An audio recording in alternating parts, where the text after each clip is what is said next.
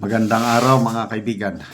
Bigyan natin ng reaction opinion itong malungkot na post ni Lance Duterte. Apo siya ni Tatay Digong. Lance Duterte is feeling sad in Davao City. Sabi niya, maybe someone wants to buy the house of Grandpa Diggs. Please inform. Thank you.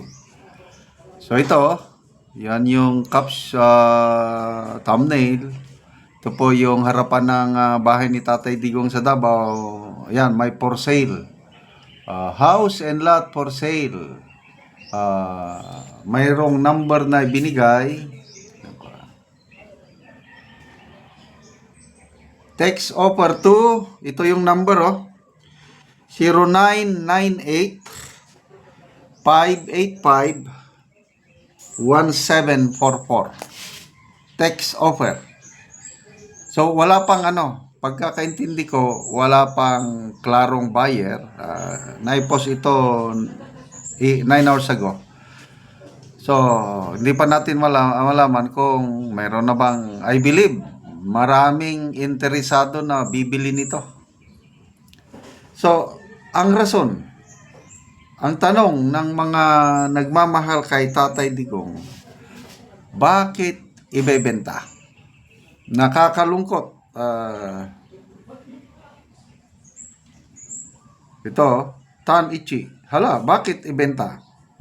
Sumasagot siya, nagre-reply si Lance Duterte, kailangan po Tan Ichi, saan na uuwi si Tatay Digong?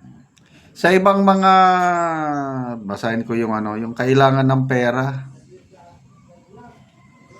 Totoo ba talaga, Daisy Almasin, Babatuan? Yes po, kailangan. Bakit kailangan? Sabi ni Lance dito, sa mga nabasa ko, kailangan ng pera. Ba yung... How much the asking price? Wala. Bakit biglaan ata, sir? Kailangan po Yun lang ang palaging sagot niya, Ang palaging sagot ni Lance is kailangan po, kailangan ng pera. So, dito mo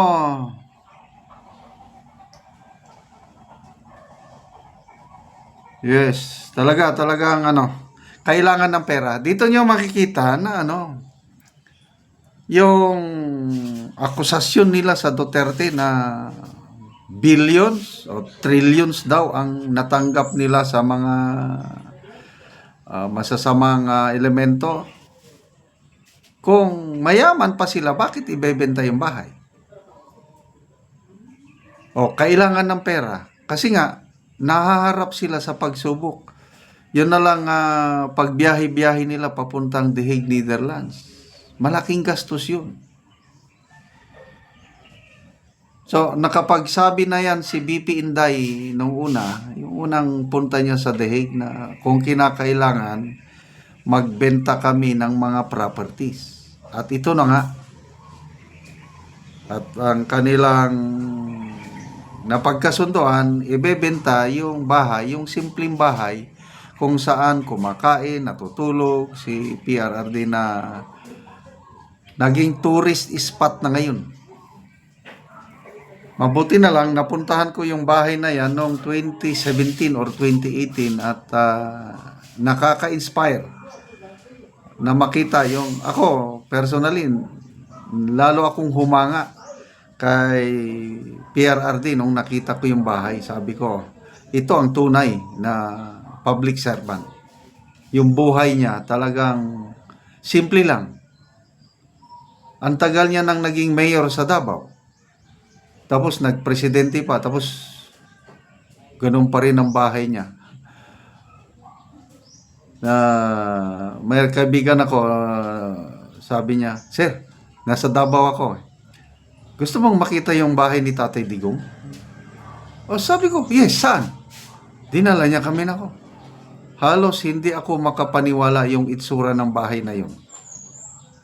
Grabe, kaya nakatatak pa sa isip ko yung itsura ng bahay na ngayon pinupuntahan na ng mga turista. So, kailangan nila ng pera. So, marami akong nababasang comments na sana mag-contribute ang mga DDS.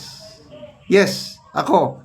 Willing ako mag-contribute. Marami akong nabasang mga comments. Contribute, contribute, contribute. Ang problema, sino ang magpapasimula? Sana, asahan natin, sana sina Kipichu, Joey De Bebre, yung grupo nila, Attorney Trexe, MJ Kiambao, yung sumulat, sila yung sumulat ng initiative nila yung Salamat PRRD book. Tapos ang income ng librong iyon is ginamit para ma-improve yung House of Hope, ginamit pang charity na ang ganda ng ginawa nila. Gusto ko ngang makabili ng copy ng libro na yun, kaya lang naubusan na daw eh. So, sana may ganon din ang gagawin ni Nakipicho, Joey De Bebre at yung mga kasama niya. Hintayin natin. Pag nag-post na sila ng cell number, okay, mag-offer tayo. Kasi tingin ko yan, magiging highest bidder eh.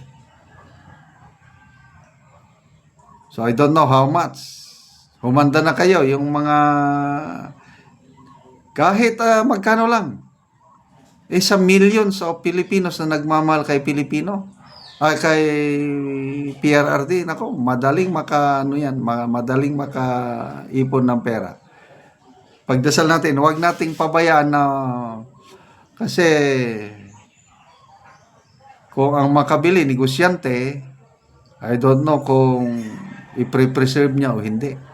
May nabasa akong post ni Dr. Ethel Pineda, sinamarize niya lahat ng bahay ng mga previous presidents na preserve. It's either private residence pa rin ngayon or naging museum na. So, huwag nating hayaan na itong very iconic na bahay na tinirhan ni Tatay Digong, symbol of simple life, symbol of good government, ma-preserve for future generations to come.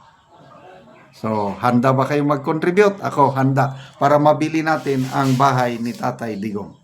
Okay, salamat mga kaibigan sa inyong pagsubaybay sa ating channel. Nakakatulong kayo ng malaki sa tribong Talandig ng Bukidnon dahil ang income natin sa channel na ito is pantulong natin sa tribo. Namimigay tayo ngayon ng libreng yero at pako para makapagpatayo ng mas maayos na tahanan ang tribong Talandig. Panoorin ninyo ang video na ito.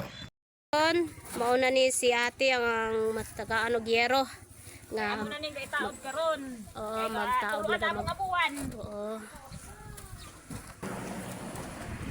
Kayo sen.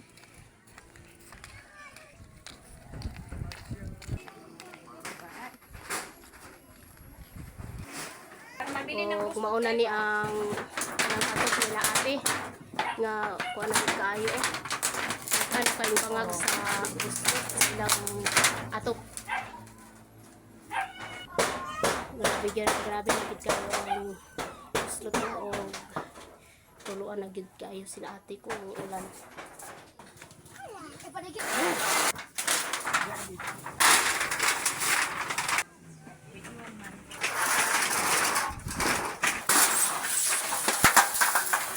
Ama na.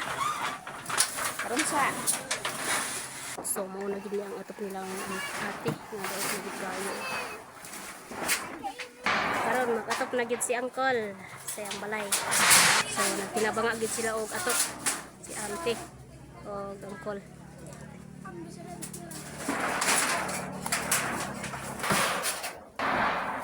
Salamat. So karon humana gyud si Auntie og Uncle sa pag-atok sa ilang balay. Ginabang. So pila na ni ka tuig ang inyong balay karon te o unsa inyong masulti nga natagaan na mo og yero? Hada mong balay ko ana ni 23 years na gid siya. Nya karon ang akong musulti ng ano sa tanan, salamat kay sa Ginoo. O sa nag-sponsor ani, dako kay mong pasalamat og sa nakakita ka sa among video. Nga mapasalamaton gud mi kay sa una gatuluan na gid ni among atok. Oo. Pero karon Tulo na gyud sa una. naipulihan na gid og bag-o. Kay Mm. na nag-sponsor, so dako gid kay among pasalamat. More blessing pa unta nga moabot sa nag-sponsor sa